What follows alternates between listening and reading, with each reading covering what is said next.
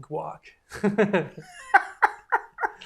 You want some chips with that? I want 2 pork chops and a biscuit. Yes, that's what I want with my guac. This is a story. It goes back to like how you and I met in Natchez, Mississippi at the Natchez Festival of Music. Right, we met in Natchez, and whenever artists come down to go down to Natchez for the festival, all the locals tell them about the old country store, and you know, we really ought to go there and have some fried chicken and pork chops and mac and cheese and collard greens and stuff like that. So of course we mosey on down, and here is this off the charts, crazy, charismatic owner of the old country store walking around singing.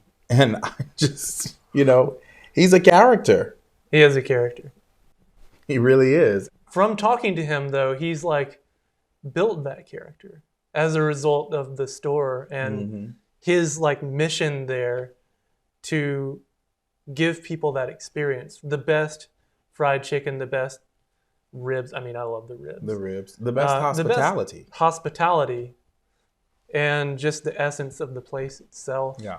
Not really changing from, you know, he didn't soup it up. He didn't like make it into something really modern or even restored. Exactly. There's a place in the, like, as you go to the back, it's kind of like this floor is sloping down. Exactly. You better watch where you step. Exactly.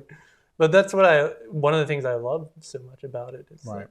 There's a total lack of pretension there, even though he is a character, but it's part of who he is. Exactly. Yeah. It has real charm, the place. Yeah. As does he, where I think, who was it? Did it happen today? Somebody called me, I'm a poser. Almost like it was pretend. And I was like, yeah, but I'm not posing. That's the real me. And it reminds me of what W.E.B. Du Bois said in Souls of Black Folk. And he talks about that two-ness of the Negro, where we so easily go in between the side of ourselves that we share with family and close friends and the side of ourselves that is more or less on, you know, for the camera, for the donors and such. And while to some people it may be hard to make that switch, it's always been easy for me. And I think it's easy for anybody whose identity or whose existence is sort of in an overly scrutinized faction of the society. And that for me would be being a Black person. So I know how to very easily transition into performing in a way that doesn't seem inauthentic. Yeah, I know. Because one has to do it so often for his survival, right? And so, the point is that's Mr. D, where he is a character, but when you talk to him, you realize that's really him.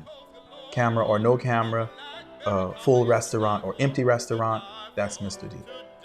That's Mr. D. And so the song has like this culminating effect where in the beginning, we're kind of telling Mr. D's story. Right. And then there's, I have my solo, which kind of changes things. Then there's the intermediate verse that we wrote. And at the end, you actually hear what Mr. D sings. And it's like you become him. You become him throughout the song.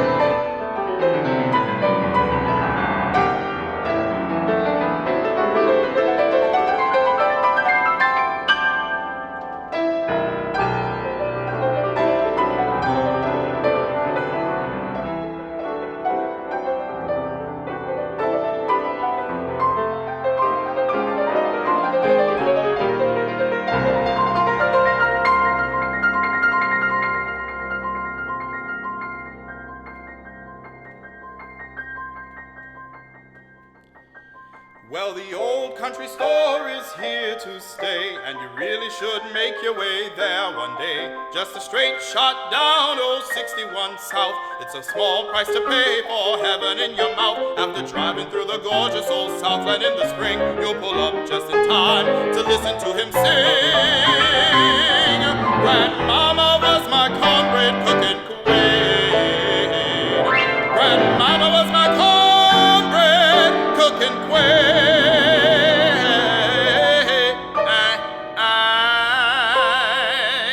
Grandmama,